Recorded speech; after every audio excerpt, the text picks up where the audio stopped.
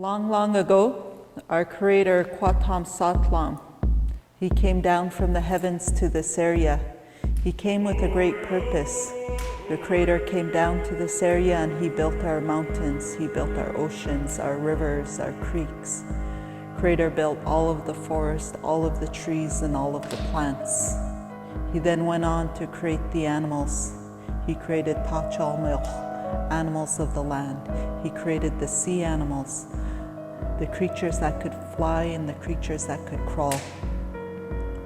When Creator completed that part of His work, He then traveled back up to the heavens. He went up to the heavens and He gathered His children, the Spillamoth, the divine creatures. Creator brought His children down to this region that we know today. When Creator completed all of His work, He brought all of His children together, all of the Spillamoth, and He gave them very specific direction that they must always share and care for one another.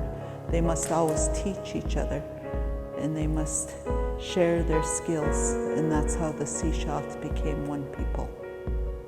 Hoi. Before contact, our people lived in harmony with not just themselves, but they lived in harmony with the land. They had a unique way of speaking, but they also had a unique way of being a family, a large, large family. There were thousands and thousands upon thousands of shishalh people. What there was harmony, and harmony is something that we've lacked over the last 100 years or so, because we've been separated from our land, from our families, from our language. It used to be 7,000 strong in Deserted Bay, and the canoers went to Gastown. From that evening, they were given some blankets. They didn't know it was smallpox in there, and they brought it back home. They wanted to get rid of our people a long time ago. They get rid of them so they take over the land. They wiped out all of Deserted Bay people, and they were my relatives there. One of the things that we had to endure was the burning of all of our regalia and our sacred masks, but there's also a spiritual component to it that it's still in our hearts, so therefore we're able to still produce our art, which is the collective identity of our people.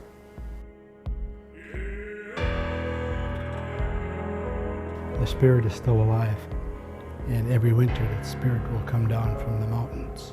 With the wind change, we call that first cold wind that comes down from the mountains Tole Chinam. That means very cold wind, but in that wind comes a spirit.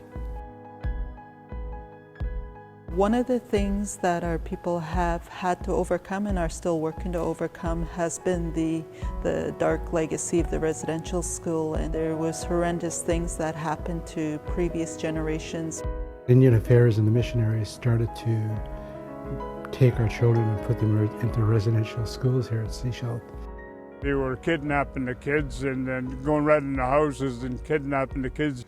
And I was one that was kidnapped a few times. I ran away from the school 4 times. Naturally, the grandmothers, the aunties, uncles followed because they wanted to be with their children. And that's one of the main reasons why our people were forced to amalgamate here. It wasn't by choice. It was a big discussion amongst our hereditary chiefs how they would approach the amalgamation, and I heard that they were influenced by what you would refer to as a poetic speech by Charlie Roberts, which was full of compassion for our people, and he stated that we're all brothers and sisters and we must always remember that and stick together. And I thought I heard it was just under 100 people with all the nations that were together. Those chiefs from those bands came under one. In my vision, I see myself de-amalgamating my people and bringing them back to their natural villages. And the vision of our forefathers was that they wanted to be not only independent, but they wanted to have their jurisdiction, their rights, their rightful place within our land. Clarence Joe was very vital in the shishalh movement in so many different levels, with the fisheries, with logging, fighting for our rights as a people. I just have the deepest respect for him as a shishalh person because he really helped our people move forward.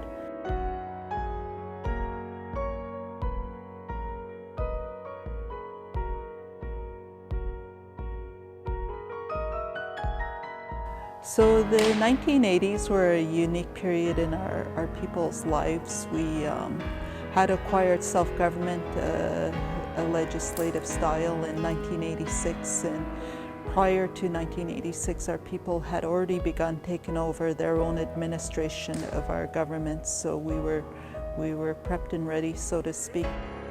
What our elders brought back and what a lot of our staff brought back was our language. And that's the main fabric of our people.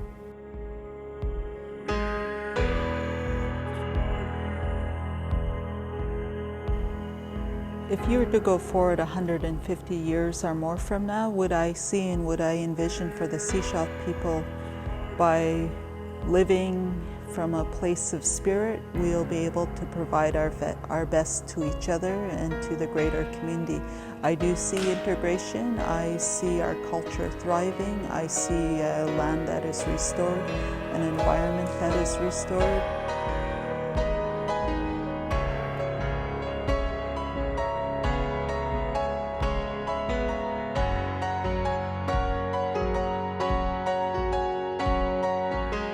More and more young people are picking up the drum. More and more people are beginning to sing the songs. And where we want to be again is where we left off 100 years ago, 150 years ago. So it's going to be a full circle. We're going to reverse what the government had caused us.